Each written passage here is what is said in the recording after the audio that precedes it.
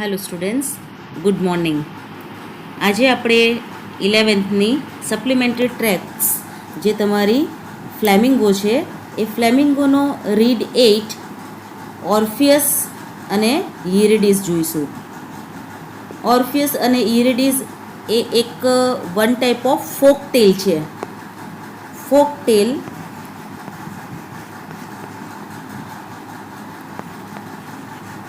જેને આપણે કહીએ છીએ લોકવાર્તા, બરાબર છે. એટલે બધા પાઠ એ કોઈક સાચી વાતને આધારે હોય એવું જરૂરી નથી, પણ ઇટ્સ અ ફોક ટેલ. આ એક લોકવાર્તા છે કે જે ખૂબ જ ફેમસ છે અને એક સારો એવો મેસેજ આપે છે લોકોને કે keep patience in your life. Patience, PATIENCE,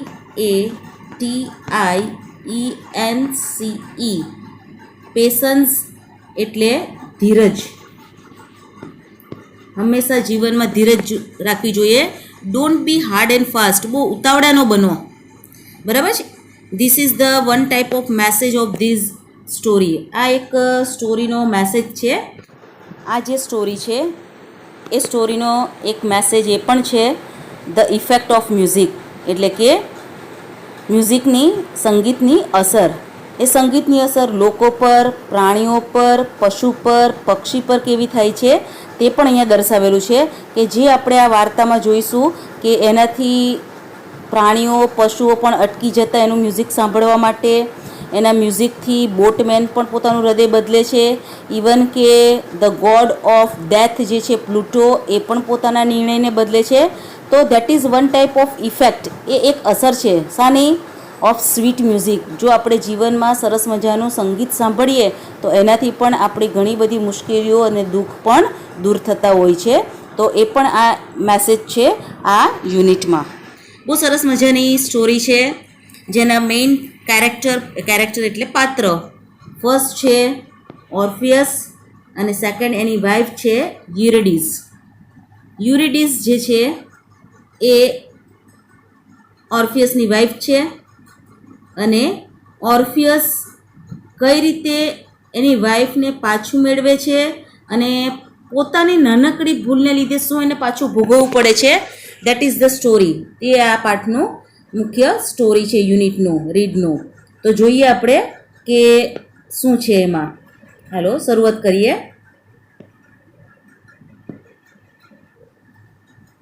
ઓર્ફિયસ and યુરિડીઝ. Title 2, character જે તમારા મેઇન પાત્ર છે અહીંયા તમને આપેલો છે. આ ઓર્ફિયસ છે, અહીંયા આ જે છે એ ઓર્ફિયસ છે, આ યુરિડીઝ છે, બરાબર છે. હાલો.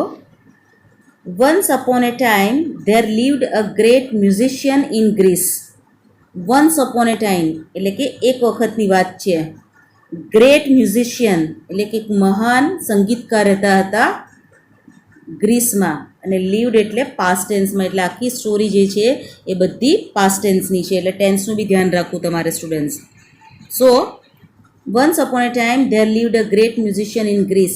ગ્રીસમાં એક મહાન સંગીતકાર રહેતા હતા.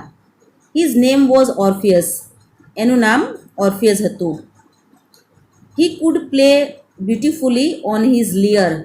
જો અહીંયા તમને એક શબ્દ આપ્યો છે, કેટલાક એને લાયર બી બોલે છે, પણ લિયર. અને લિયરનો મતલબ થાય છે અ મ્યુઝિકલ ઇન્સ્ટ્રુમેન્ટ, એટલે કે એક સાધન કે જેનાથી સંગીત ઉત્પન્ન થાય છે. હી કુડ પ્લે, અહીંયા પ્લેનો મતલબ થાય છે વગાડવું,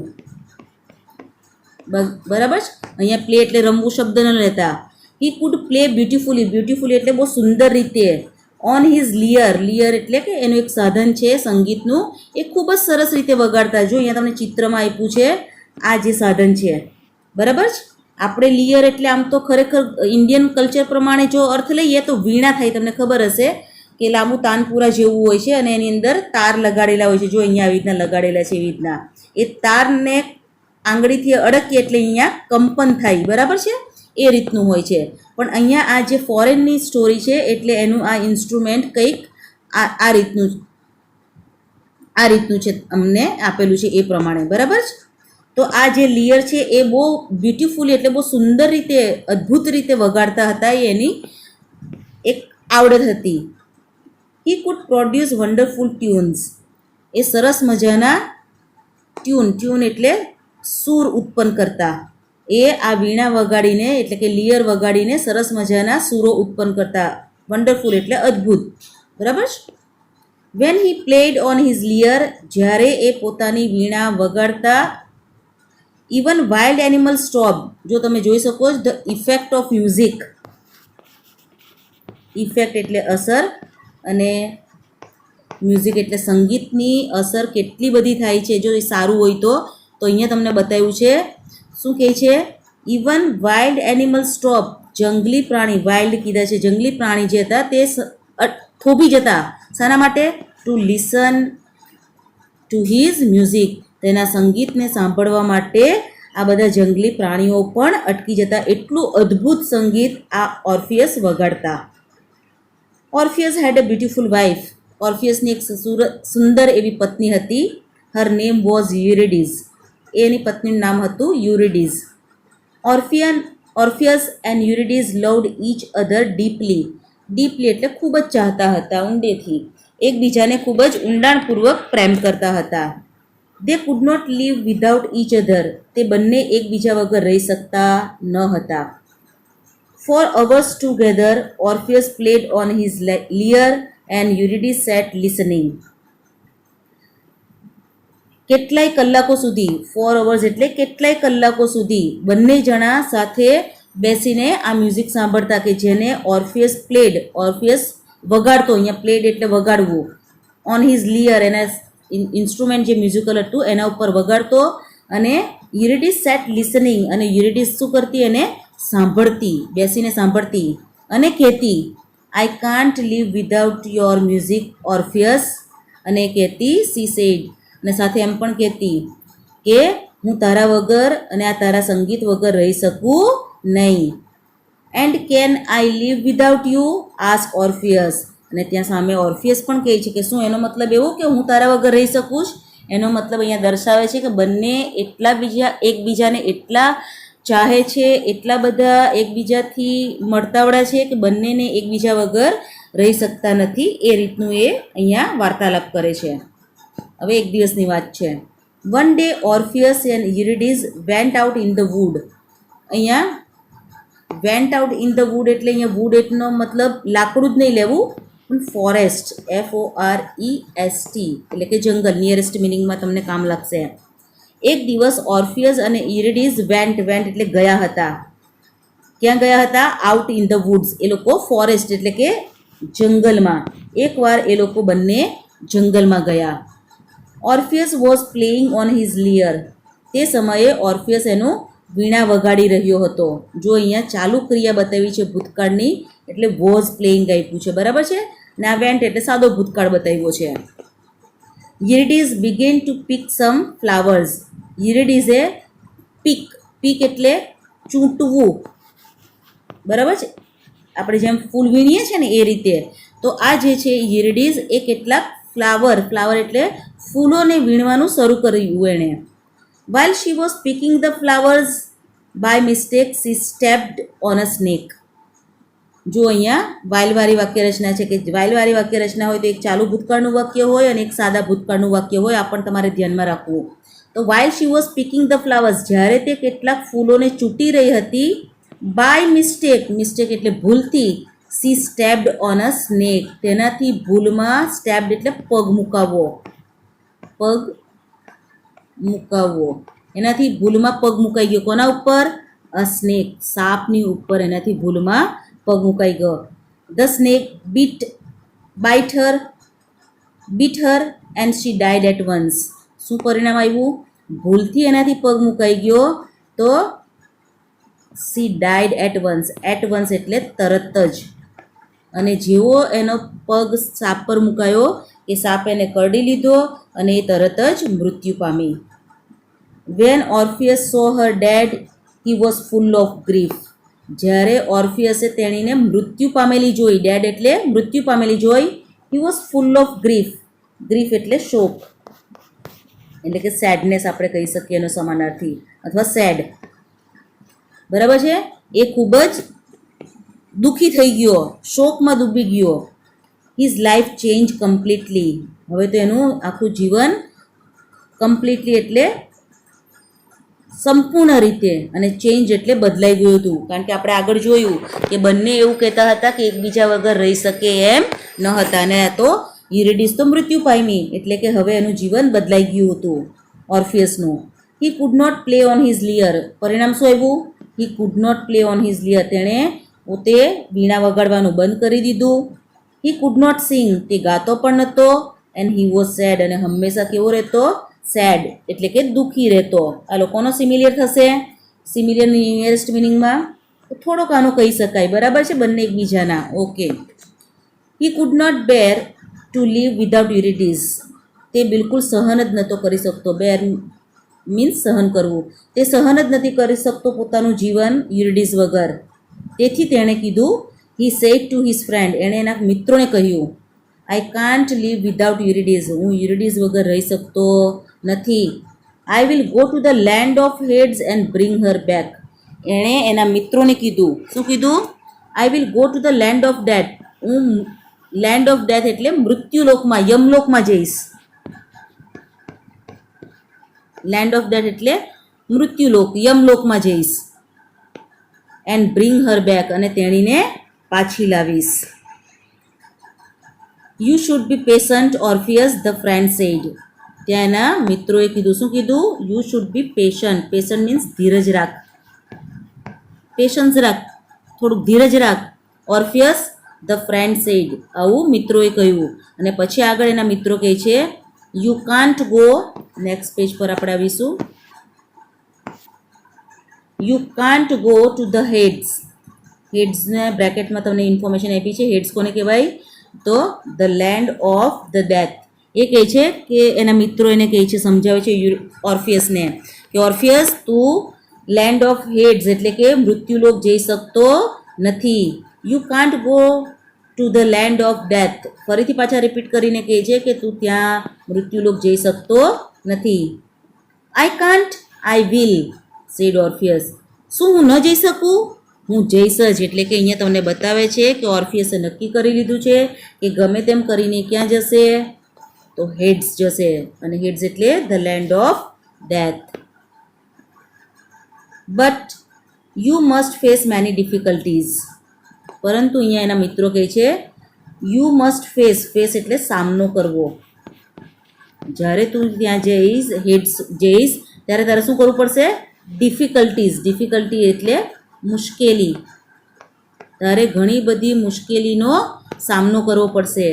you must cross thick forest and deep reverse. તારે શું કરવું પડશે? તો ફોરેસ્ટ અને રિવર કેવા છે? થીક અને ડીપ. તો ખૂબ ગાઢ એવા જંગલો. થીક ફોરેસ્ટ એટલે ગાઢ જંગલ, અને ડીપ રિવર એટલે ઊંડી નદીઓને તારે શું કરવી પડશે? Must cross. ફરજિયાતપણે તારે પસાર કરવી પડશે. ત્યાર પછી કહે છે, you must bear terrific heat and extreme cold. તું ત્યાં જઈશ તો ત્યારે આ બી સહન કરવું પડશે. શું? Terrific heat and extreme cold. એટલે કે હીટ એટલે ગરમી, કોલ્ડ એટલે ઠંડી, એક્સ્ટ્રીમ એટલે અતિશય. અતિશય ગરમી અને અતિશય ઠંડી. એટલે કે આ બંને એકબીજાના સમાનાર્થી કહી શકાય, એવું પણ કહી શકાય. તો તારે અતિશય ગરમી અને ઠંડીનો સહન કરવી પડશે. You must face fierce. ફિયર્સનો મતલબ અહીંયા તમને આપેલો જ છે વિદ્યાર્થી મિત્રો, બ્રેકેટમાં angry and aggressive in a way that is frightening. એટલે કે ખૂબ જ હિંસક અને ગુસ્સામાં હોય એવું. તો you must face fierce animals. તારે હિંસક જંગલી કહી શકાય. એટલે કે આનો સમાનાર્થી આપણે જોઈએ તો થોડોક વાઇલ્ડ મૂકી શકાય, બરાબર છે, જંગલી જેને કહીએ છીએ એ. તો તારે આ હિંસક પ્રાણીઓનો પણ સામનો કરવો પડશે, સેડ ધ ફ્રેન્ડ્સ. આ રીતે બધા મિત્રોએ એને સલાહ આપી કે તારે તું જઈશ તો તારે ઘણી બધી મુશ્કેલી સામનો કરવો પડશે. થીક ફોરેસ્ટ, ડીપ રિવર, પછી thick forest, deep river, terrific heat, extreme cold અને ફિયર્સ એનિમલ્સ. આટલાનો તારે સામનો કરવો પડશે. હવે ઓર્ફિયસ શું કહે છે? I will face all the difficulty, said Orpheus. ઓર્ફિયસે કીધું કે હું બધી જ મુશ્કેલીનો ફેસ એટલે અહીંયા ચહેરો નહીં પણ સામનો કરવો, હું દરેક મુશ્કેલીનો સામનો કરી લઈશ, એવું એ એના મિત્રોને કહે છે. And who will accompany you.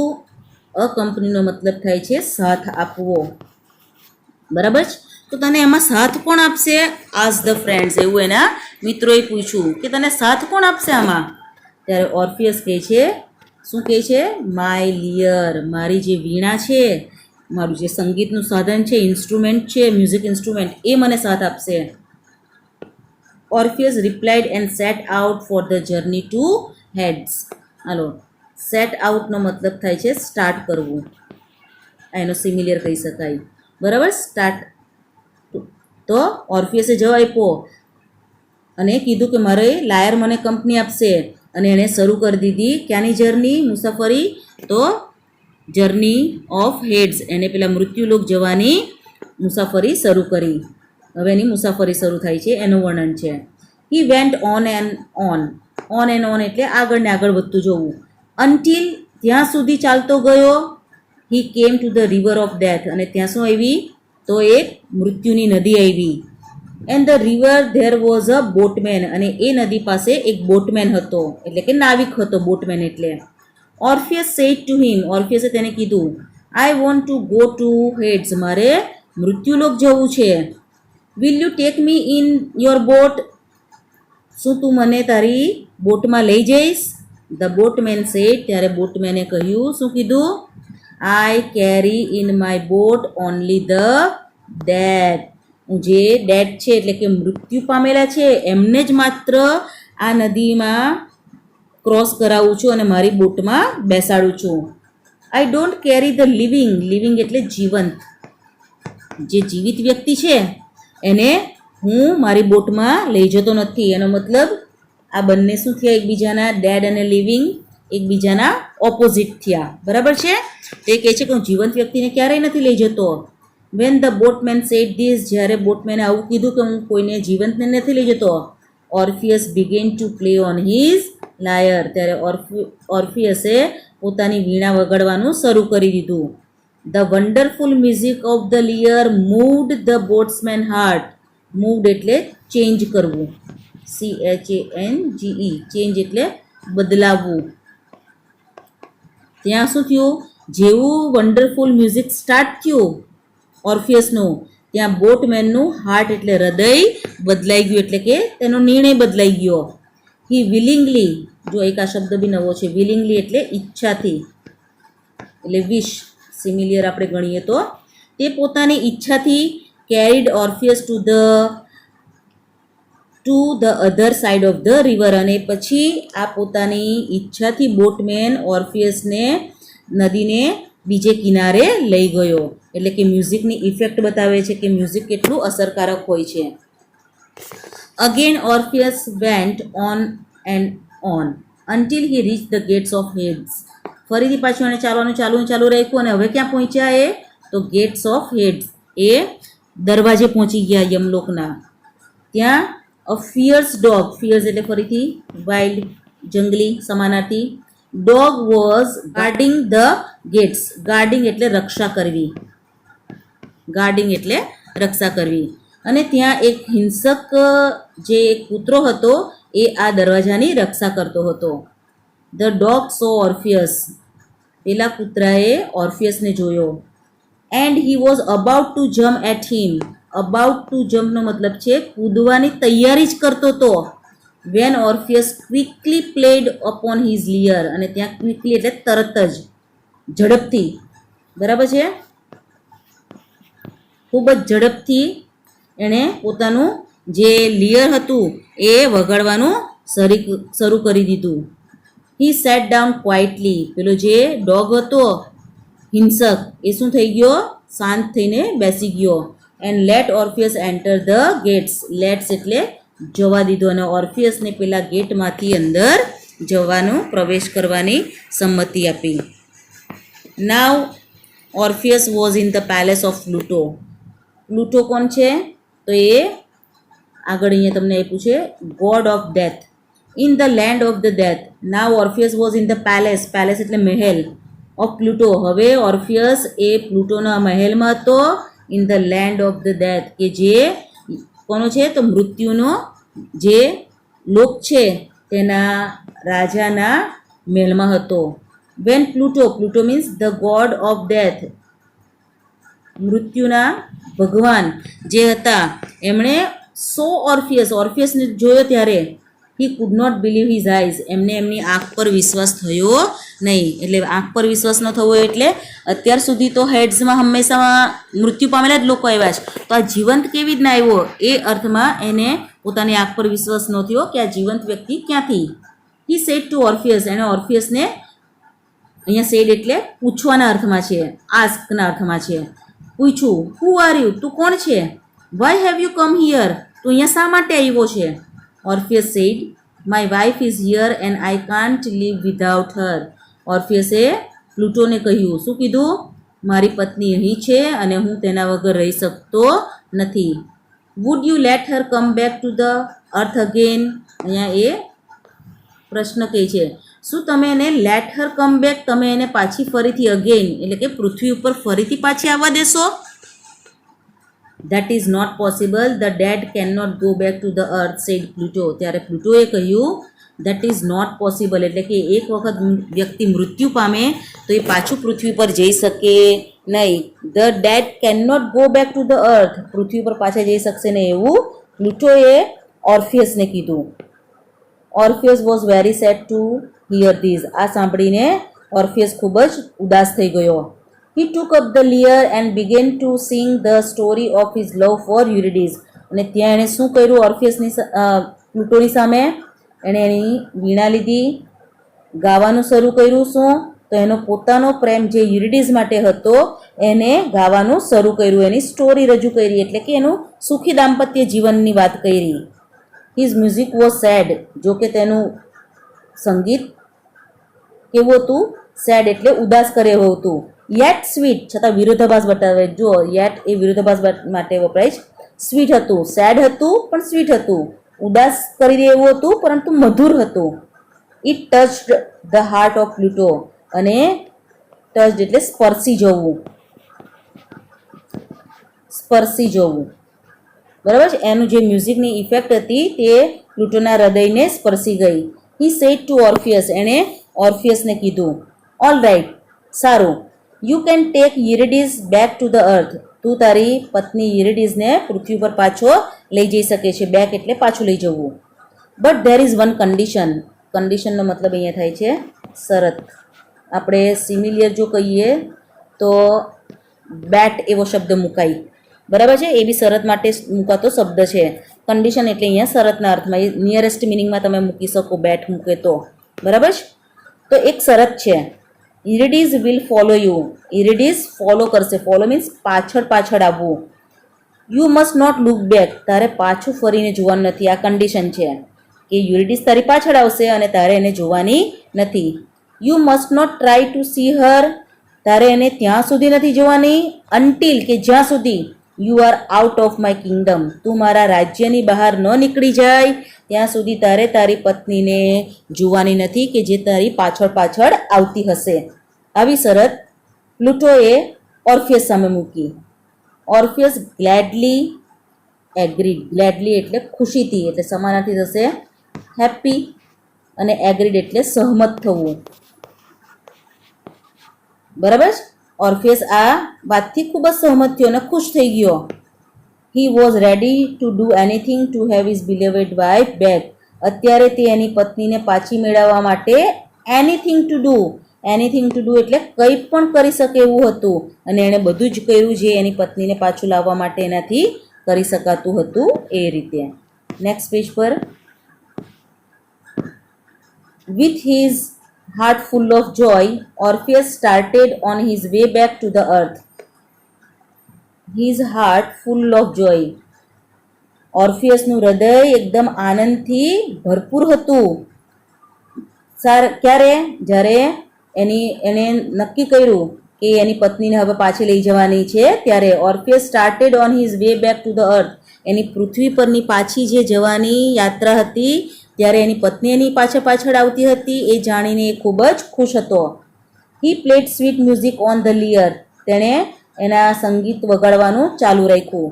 યુરિડીઝ was walking at some distance behind it, some distance એટલે થોડાક અંતરે ચાલી રહી હતી. Her heart too was full of joy, તેનું પણ હૃદય ખૂબ જ આનંદથી ભરાયેલું હતું. Once again she was with her beloved husband, once again એટલે ફરીથી પાછી તે પોતાના પ્રિય એવા પતિ સાથે પાછી હતી. Once again she was listening to his sweet music, ફરીથી પાછી એકવાર તે તેના પતિનું મ્યુઝિક સરસ મધુર સંગીત સાંભળી શકતી હતી. Now they were near the last gate of the Pluto's kingdom, ક્યાં હતા હવે? Near the last gate of Pluto's kingdom, તે પ્લુટોના રાજ્યના છેલ્લા ગેટે દરવાજે પહોંચવાની તૈયારીમાં હતા. નિયર એટલે તૈયારીમાં જ હતા.